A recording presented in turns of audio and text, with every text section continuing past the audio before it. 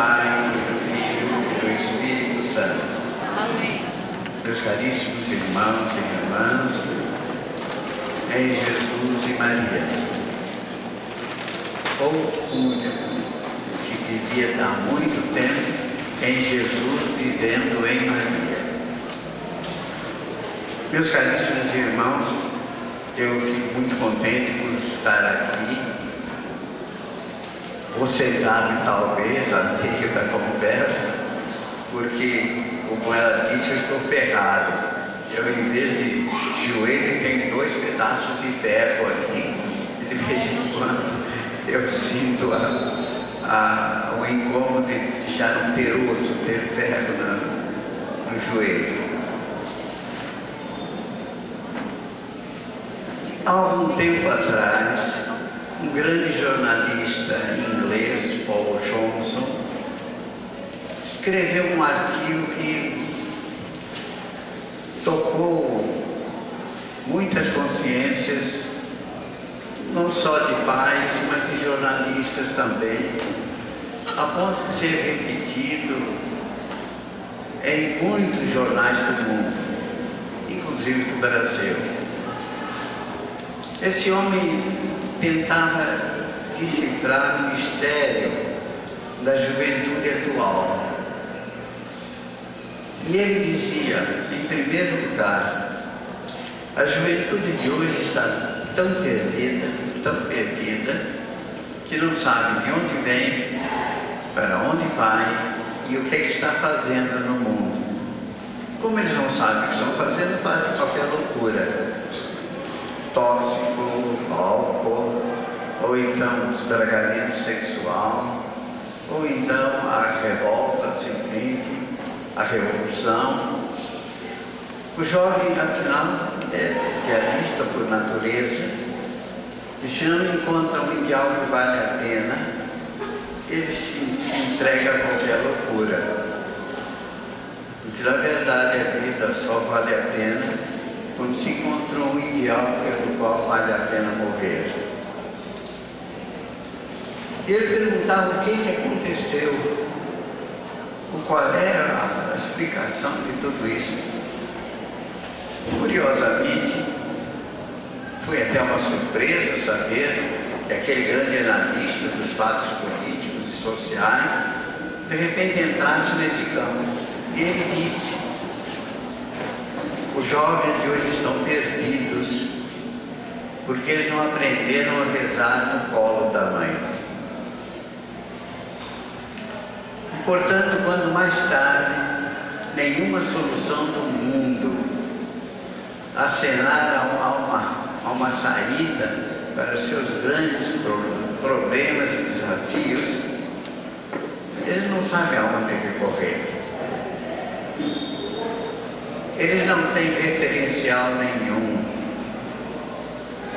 Quer dizer, aquele que reza, que começou a rezar no braço de sua mãe, ele aprendeu a rezar como quem respira ou como quem suga o leite nutritivo da mãe.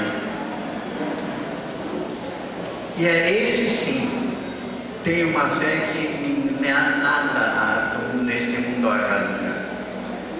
Ele pode entrar em crises, ele pode se perder em algum desses descaminhos da terra, mas ele sempre sabe aonde voltar.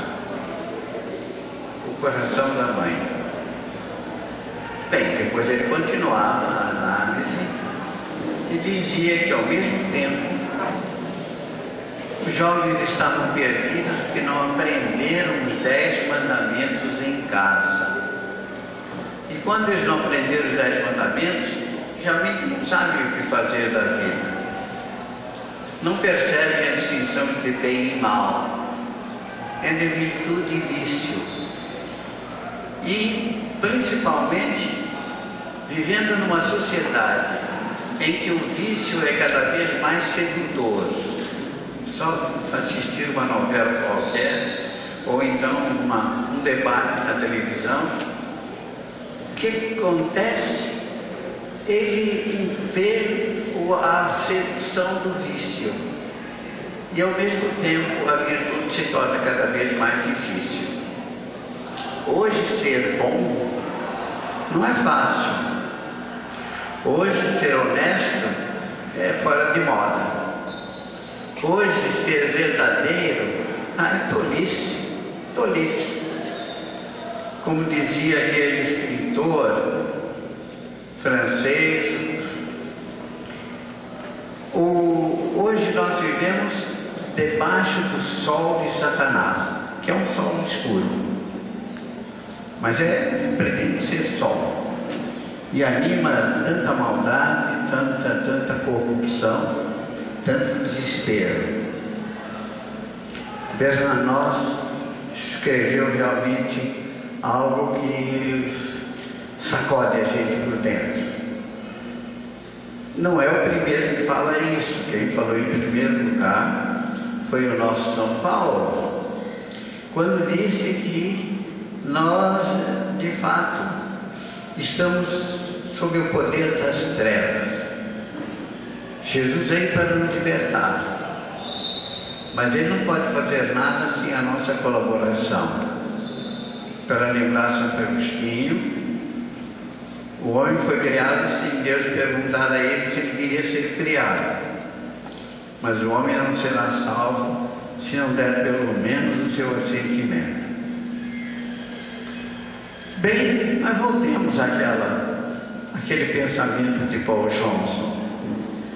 O homem que não aprende a rezar no colo de sua mãe poderá um dia aprender a rezar, mas depois de muito sofrimento, depois de muita angústia, depois de muita decepção, depois de muita procura, quando a coisa podia ser tão normal. O Papa João XXIII costumava dizer que a oração é a respiração da alma. Respiração da alma. Quem reza está vivo. Quem não reza já morreu. Quem reza está vivo. E é interessante que a gente vai encontrar nos Atos dos Apóstolos. Se me permite que eu sentem agora. Já viram que meu tamanho não é tão grande, vai ficar um pouco menor, mas espero que pelo menos ouçam a minha voz. Nos Atos dos Apóstolos, quando Paulo vai chegando a Damasco para perseguir e prender os cristãos, Jesus aparece a Ananias, um discípulo, e diz a ele: daqui a pouco virá um homem que é um grande perseguidor da igreja, um inimigo dos cristãos. Mas o Ananias se assusta e diz: mas Senhor, como é possível que eu vou receber esse bandido que todo mundo conhece, já leva tantos crimes nas costas? E aí Jesus responde: olha, ele está rezando. Et enim orat. Ele está rezando. E ele, por isso, Ananias se levanta animado e vai esperá-lo. O Paulo, orgulhoso, aqui achando-se dominador do mundo, com a autorização para perseguir todos os cristãos, todos os judeus cristãos, ele agora chega lá no cego, trazido pela mão, para ser curado por Ananias e para reconhecer Jesus, aquele que o havia encontrado no caminho. Qual era o sinal que ele era outro homem? Et enim orat. Ele está rezando. Por isso que o João 23 chamava a oração de respiração da alma. E a gente sabe que a respiração é tão importante, porque dela depende grande parte da nossa vida. E entende-se a palavra da grande doutora da oração, Santa Teresa d'Ávila. Ela diz assim: uma alma Isso às vezes me faz tremer. Uma alma vale o que vale a sua oração. O que vale a sua oração? Realmente nós rezamos como nós somos. Nós rezamos como a nossa alma é. Entende-se que alguém possa às vezes dizer que a oração é uma coisa, às vezes, monótona, um terço que a gente reza lá sem muito entusiasmo, mas é curioso. Mas eu posso, por exemplo, não ter consciência da minha respiração e, no entanto, estou respirando, estou vivendo do oxigênio que vem. Uma alma vale o que vale a sua oração. A oração é uma coisa que se aprende, em que a gente cresce. E olha, não há nada para nos fazer crescer, chegar à perfeição do que está junto ao coração de uma mãe. Eu costumo até dizer que a maior bênção de um homem é ter uma mãe que reza. E a maior desgraça de um homem é ter uma mãe que não reza. Ter uma mãe que reza é ter Nossa Senhora. E como ela reza? Fazei tudo aquilo que Ele vos disser. E aconteceu-se o grande primeiro milagre de Jesus na ordem da natureza. Um milagre que Jesus disse que não era função dele. Ele não veio para fazer vinho. Ele veio para dar o seu sangue, sim, sob a forma de um vinho novo. E ele, apesar de dizer isso e confirmar, não chegou a minha hora, Nossa Senhora adianta o relógio de Cristo. E sem imposição, apenas falando aos homens lá, façam o que ele mandar. E Jesus não teve remédio, fez mesmo. E foi tão extraordinário esse sinal, a pedido de Maria, que o São João nota no último versículo desta cena, e os diz: esse foi o primeiro milagre de Jesus, e os discípulos creram nele. A fé dos apóstolos veio da intervenção de Maria junto ao coração de Cristo, seu Filho, levando ao primeiro milagre. Nossa Senhora, inclusive, não apenas foi visitada pelo Pai na pessoa do embaixador São Gabriel, que a saudou como a cheia de graça. Olha, cheia de graça. O Senhor é contigo. E ainda antes da concepção, o Senhor é contigo. Bendita és tu entre as mulheres. Deus havia preparado para ser a mais extraordinária das criaturas, por causa do fruto que ela deveria dar. E bendito o fruto do teu ventre. Ela atrai o próprio Deus do céu, que vem comunicar a encarnação do seu Filho, que para nos salvar quis fazer isso como nós. Como diz São Paulo, em tudo semelhante a nós, menos no pecado.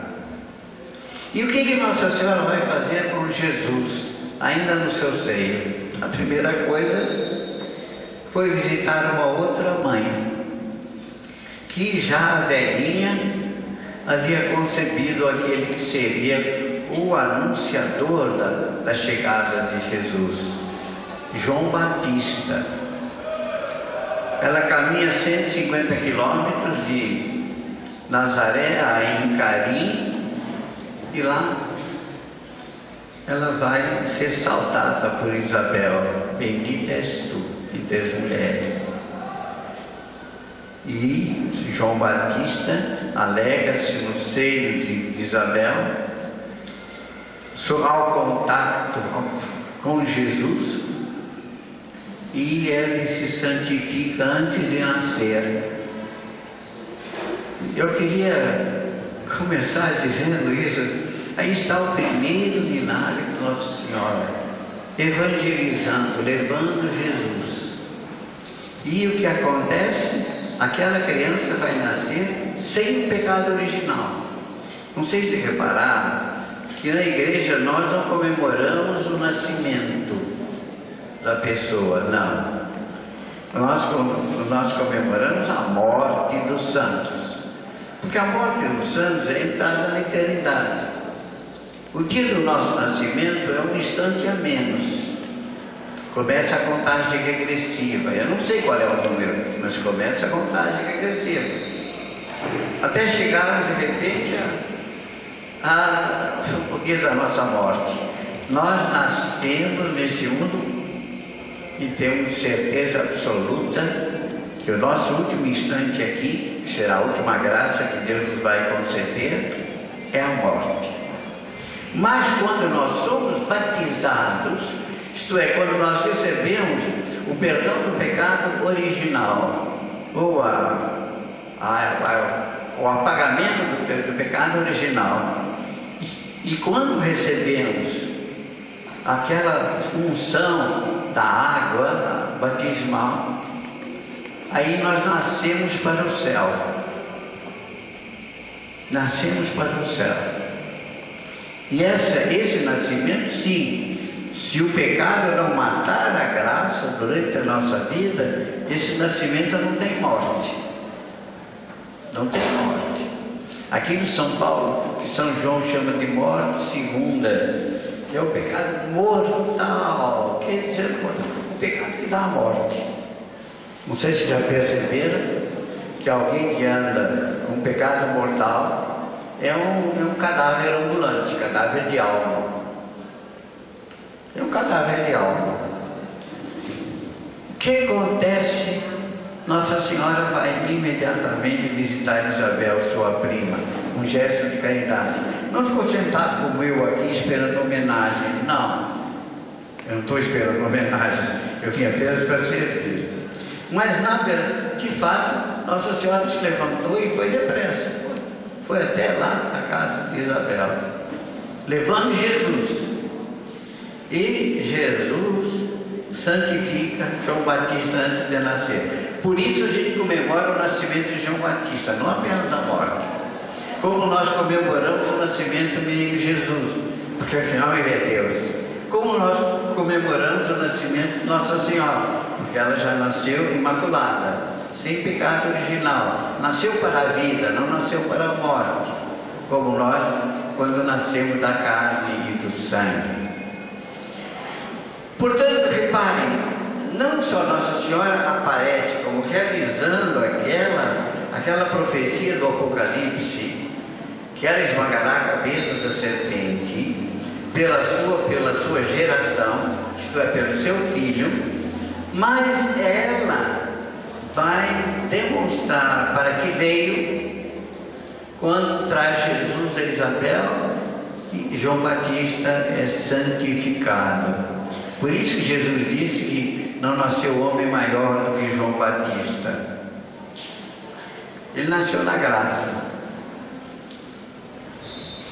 Acontece que depois ela vai não apenas levar Jesus ainda em seu seio a Isabel, mas ela vai apresentá-lo a Deus Pai antes da cerimônia da circuncisão.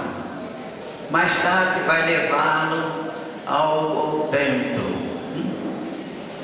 Vai encontrar com Simeão e Ana.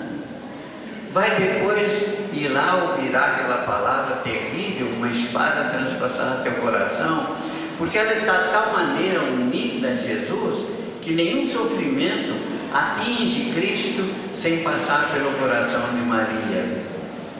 Ela vai ter o coração transpassado. E ao mesmo tempo, vejam bem, ela ouvirá aquela profecia de Simeão, que diz que Na verdade, o seu coração está transpassado para que se revele os pensamentos dos homens. Jesus vem unido a Maria, não só como a criança que está se formando no seu seio, mas como a sua vida que está sempre ligada a dele, a ponto de uma espada, se lhe passa pelo coração, vai atingir o coração de Cristo, e nós o veremos depois aberto, naquela famosa aparição do coração de Jesus. Mas aqui é final de prata. O que aconteceu na cruz? A lança que o atravessa, para que não haja nenhuma gota de sangue que possa ser derramada por nós. E ali, aos pés da cruz, está Maria, a mãe de Jesus, aquela que veio, não veio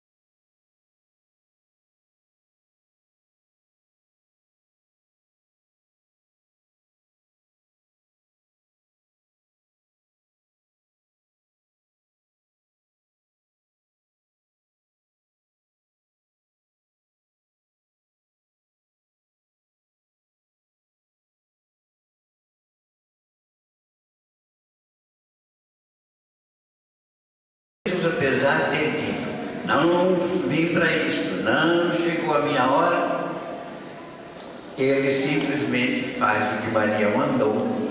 E aí nós temos aquelas talhas de água transformadas no melhor vinho da festa, o melhor vinho da festa. Maria, portanto, não apenas encaminha, educa, olhe, veja no sentido exato, aquele que é o Filho de Deus que lhe foi entregue, e ela o faz como serva, como escrava. Eis aqui escrava do Senhor, faça-me segundo a vossa palavra. Os homens hoje têm tanto horror pela palavra escravo, e no entanto, quando vamos examinar de perto a vida deles, os encontramos tão escravos. Escravos do dinheiro, escravos do prazer, escravos do poder. Eles não são gente. Hoje não são mais nada, nem um nome, nem são uma sigla. Daqui a pouco, quem sabe, Deus queira que não, mas por boa parte da humanidade talvez seja apenas um chip. Só isso.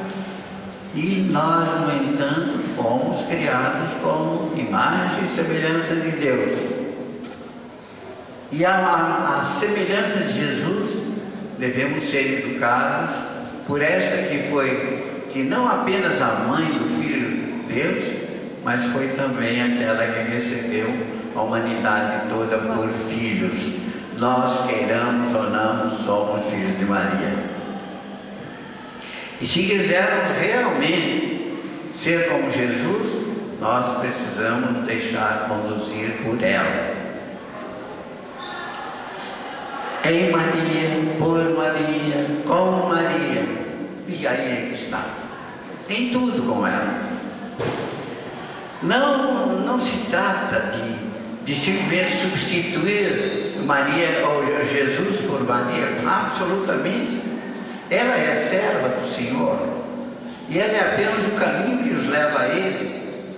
Como ela foi o caminho que nos fez encontrar com Jesus. Ela veio a este mundo para dar-nos Jesus. E nós vamos encontrar Jesus dando-nos a Ele por ela. E a melhor maneira é a mais perfeita.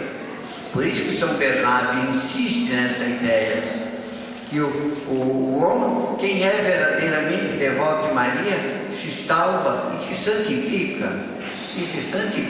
Se é verdadeiro devoto de Maria. E o que significa ser devoto, devotado? É estar nas mãos dela como as criancinhas estão nas mãos de sua mãe. São Pedro, por exemplo, quando vai falar aos cristãos sobre a ressurreição, ele vai dizer que nós somos criancinhas que precisamos de leite para viver. Nós precisamos da graça, do carinho de nossa mãe. E é por isso que, se o pai faz uma falta muito grande na vida de um homem, parece que com o desaparecimento da mãe, a vida perde o sentido. E é por isso que Jesus não nos quis nunca órfãos. Quando Ele se ofereceu para a nossa salvação na cruz, nós dependíamos em tudo do seu sangue redentor. Ele, ao mesmo tempo, nos deu a sua mãe, para que nenhum de nós, mesmo com a convicção que é salvo, se possa sentir órfão. Não somos órfãos.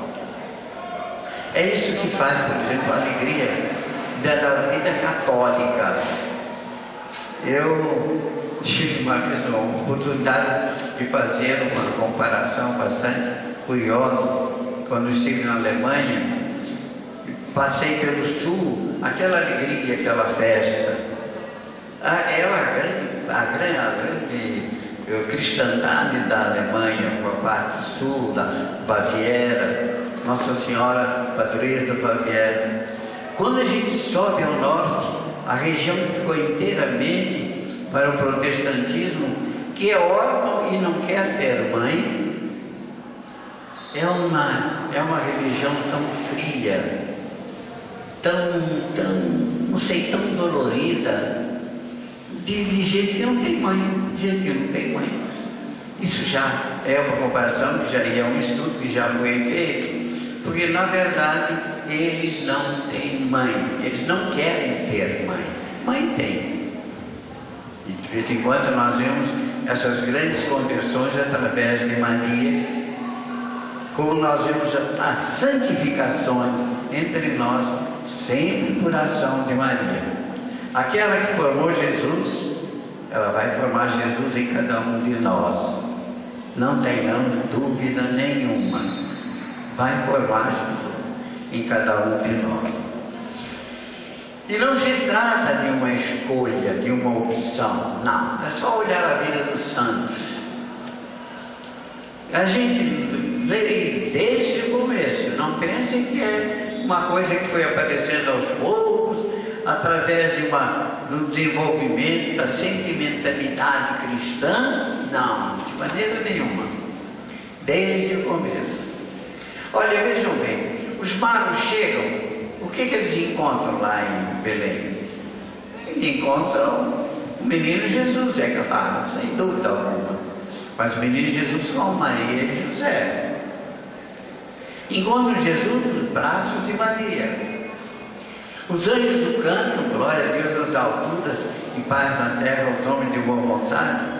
Mas esse Jesus, que é a glória de Deus no mundo, é exatamente um menino nos braços de Maria, coberto de paninhos, e lá nos braços de sua mãe.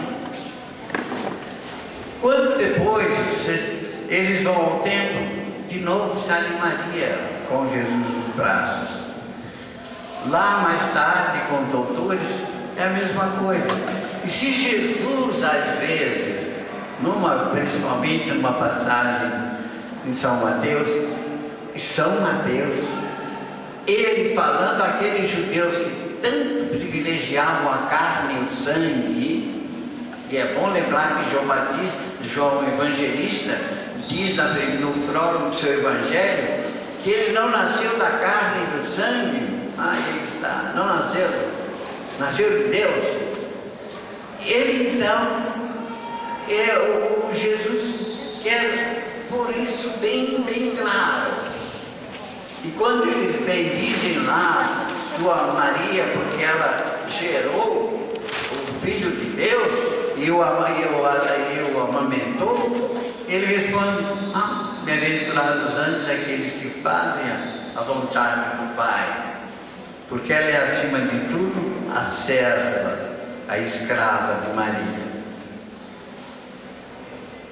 E uma escrava, sim, exatamente. Nós somos servos. Nós não pensamos muito nisto, que nós, na prática, acabamos sendo servos. Somos servos. Lá o seu presidente assina um negócio, eu diz uma palavra, todo mundo é o servo. É servo. O mundo de hoje é muito